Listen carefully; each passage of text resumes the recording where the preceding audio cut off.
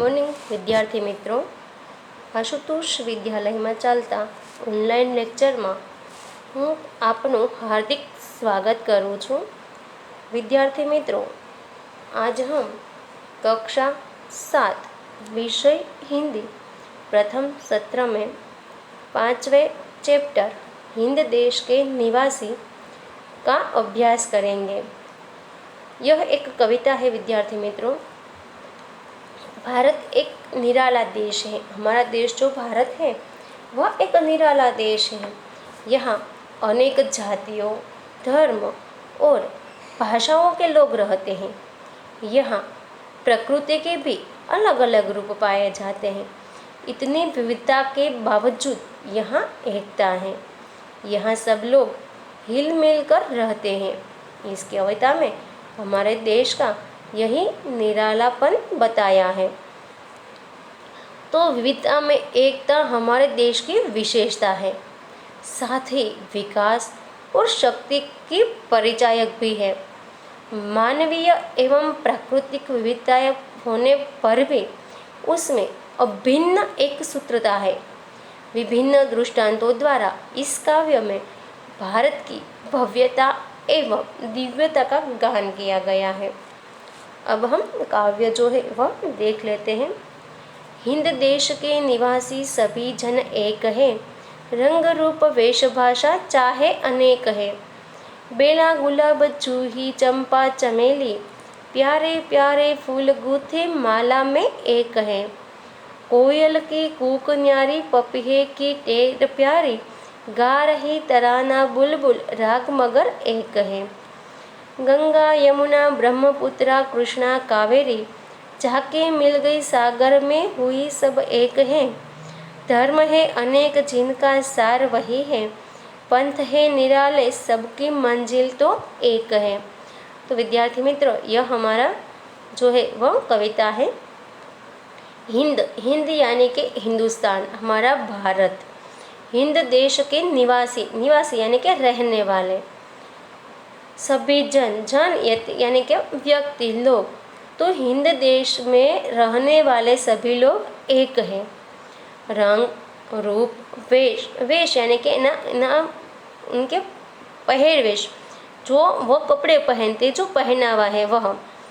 और भाषा चाहे अनेक है, यानी कि उनके रंग रूप पहनावा और भाषाएं भले ही अलग हो, लेकिन फिर भी वह सभी लोग एक है।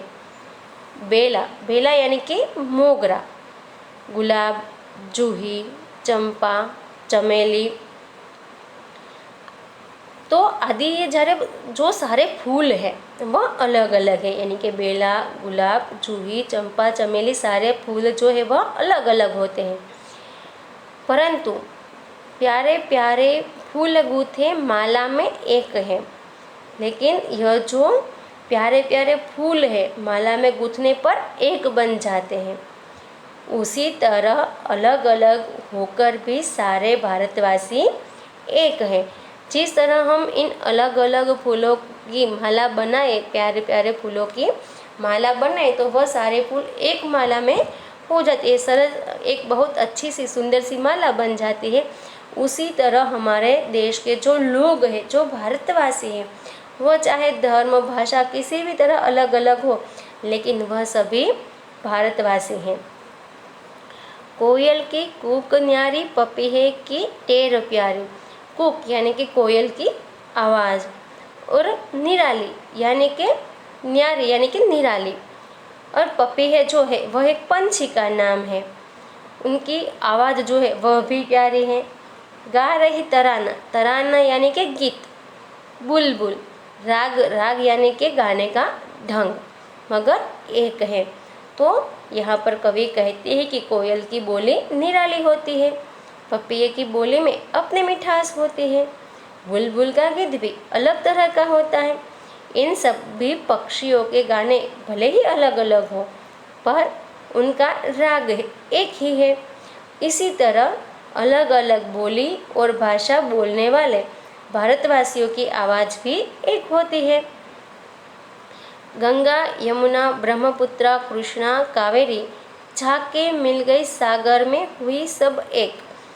तो यहाँ पर सारी जो नदियाँ हैं वह गंगा, यमुना, ब्रह्मपुत्र, कृष्णा और कावेरी सभी नदियाँ अलग अलग हैं, लेकिन सागर में मिलकर वे एक हो जाती हैं। इसी तरह देश प्रेम सभी भारतवासियों को एक बना देता है। देश प्रेम से सारे भारतवासी एक हो जाते हैं। धर्म है अनेक जिनका सार वही है, पंथ है निराले सबकी मंजिल तो एक है। पंथ यानी कि रास्ता और सार यानी कि सत्व। तो धर्म अनेक है पर उनका सार यानी कि तत्व एक ही है। सभी संप्रदाय अलग अलग विशेषता रखते हैं पर सबका ध्येय एक ही है, मनुष्य को उन्नत बनाना। इसी तरह सभी भारतवासियों का लक्ष्य एक ही है, अपने देश की उन्नति करना। तो यहाँ पर हमारा जो एक काव्य था वह समाप्त होता है विद्यार्थी मित्रों। अब हम इनके शब्दार्थ देख लेते हैं। कूक यानी कि कोयल की आवाज़, पपीहा एक पक्षी का नाम, टेर पपीहे की पुकार, तराना यानी कि गीत, पंथ यानी रास्ता, निराला यानी अनूठा और मंजिल यानी ध्येय। अब है हमारा अभ्यास के हम जो सवाल जवाब है वह भी एक बार देख लेते हैं, समझ लेते हैं।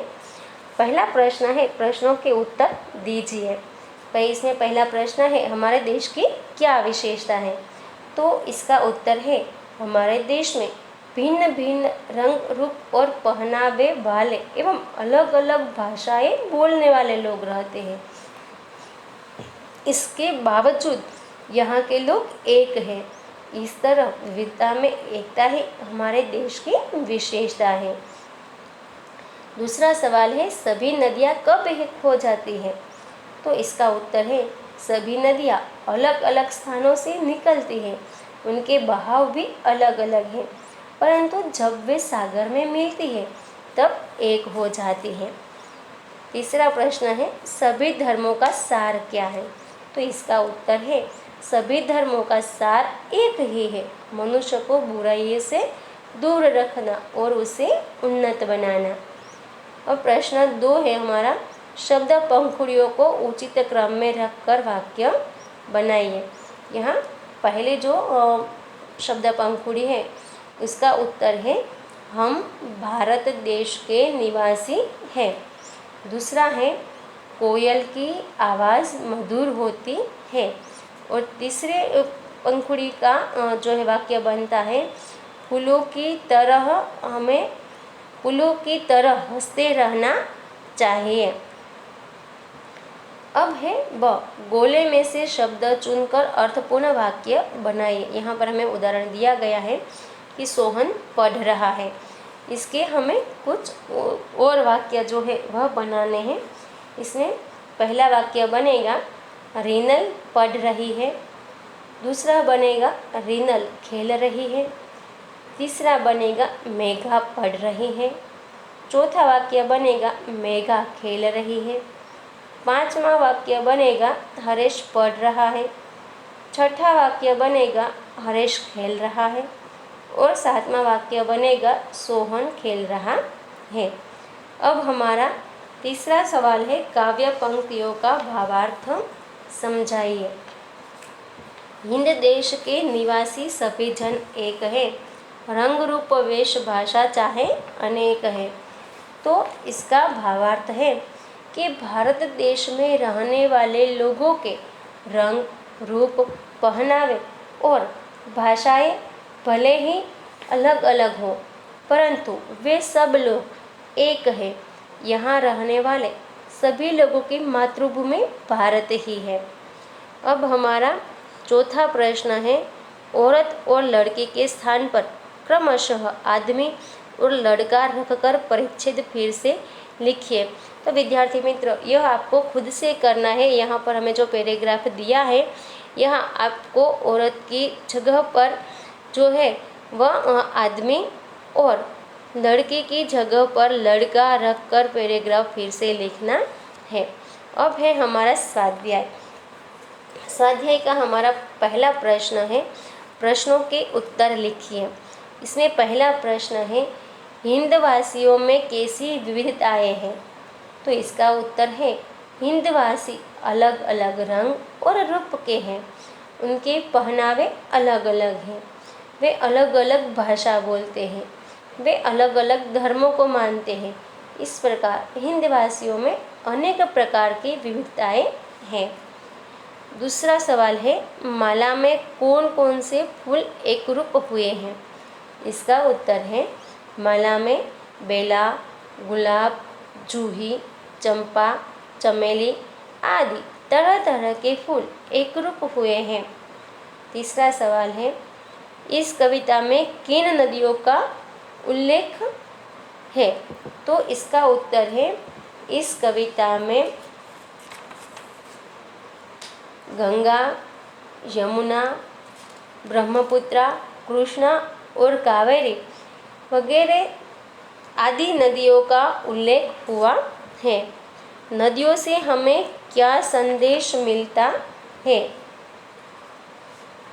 तो इसका उत्तर है, हमारे देश में अनेक नदियां हैं। उनके उद्गम स्थान अलग अलग हैं। वे अलग अलग मार्गों से बहती है, लेकिन अंत में वे सागर से मिलकर एक हो जाती है। इन नदियों से हमें यह संदेश मिलता है कि जैसे नदियाँ अलग अलग होकर भी एक हो जाती है, उसी तरह हम भारतवासी अलग अलग होने पर भी एक होकर रहे। हमारा दूसरा प्रश्न है, कोष्ठक में जो शब्द समानार्थी नहीं है उन पर घेरा कीजिए और समानार्थी शब्दों का वाक्य प्रयोग कीजिए। तो यहाँ हमारा जो पहला कोष्ठक दिया गया है, इसमें शब्द है पंथ, राह, रास्ता और पैर। तो पैर शब्द जो है वह अलग है, वह समानार्थी शब्द नहीं है, तो उस पर हमें गोल करना है और इन 3 शब्दों के वाक्य बनाने हैं। इसी तरह दूसरा जो कोष्ठक है उसमें कुसुम, पुष्प और फूल, ये 3 शब्द जो है वह समानार्थी है और काटा शब्द जो है वह अलग है, यानी कि विरोधी शब्द है। तो इस पर हमें गोल करना है और इन 3 शब्दों के वाक्य बनाने हैं। तीसरा कोष्ठक है, इसमें है आम, अनूठा, अनोखा और निराला। इसमें आम शब्द जो है वह अलग है, हमें उन पर गोल करना है। और चौथा जो कोष्ठक है उसमें है जन, मनुष्य, स्त्री और मानव। यहाँ पर स्त्री शब्द जो है वह अलग है, इसलिए हमें इन पर गोल करना है। विद्यार्थी मित्रों, अब हमें इन चारों कोष्ठक के जो भी शब्द थे उनके वाक्य बनाने हैं। तो हम पहले कोष्ठक से वाक्य बनाना शुरू करते हैं। पहला है पंथ। पंथ यानी कि यह पंथ सरल नहीं है। दूसरा शब्द है राह, इनसे वाक्य बनेगा मुझे नहीं राह मिल गई। तीसरा शब्द है रास्ता, इससे वाक्य बनेगा यह सीधा रास्ता है। अब हम दूसरी कोष्ठक के शब्द देख लेते हैं। इसमें पहला शब्द आएगा कुसुम, यह चमेली का कुसुम है। दूसरा है पुष्प शब्द, तो इसका वाक्य बनेगा कमल के पुष्प जल में होते हैं। तीसरा शब्द है फूल, तो इसका वाक्य बनेगा यह कितना प्यारा फूल है। अब तीसरा कोष्ठक है, इसमें हम पहला शब्द लेते हैं अनूठा, इससे वाक्य बनेगा यह चर्चा के लिए अनूठा विषय है। दूसरा शब्द हम लेंगे अनोखा, इससे वाक्य बनेगा उसने अनोखा रास्ता पकड़ा। अब तीसरा शब्द जो है वह है निराला, इसका वाक्य बनेगा आपका हर ढंग निराला है। अब चौथा कोष्ठक, उनमें से पहला शब्द हम लेंगे जन, इससे वाक्य बनेगा कोटि कोटि जन तिरंगे को वंदन करते हैं। दूसरा शब्द हम ले रहे हैं मनुष्य, तो मनुष्य से वाक्य बनेगा दुनिया में तरह तरह के मनुष्य हैं। और तीसरा जो शब्द बचा है वह है मानव, तो इससे वाक्य बनेगा जिसमें मानवता हो वही मानव है। तो विद्यार्थी मित्रों, यहाँ पर हमारा जो ये चैप्टर था हिंद देश के निवासी, वह यहाँ पर समाप्त होता है। तो आज हमने जो भी इस कविता के अभ्यास और स्वाध्याय के सवाल जवाब देखे हैं, समझे हैं, उन्हें आपको अपनी बुक में लिखने हैं। अब हम नए लेक्चर में नए जो है वह चैप्टर के साथ मिलेंगे। तब तक के लिए अब जो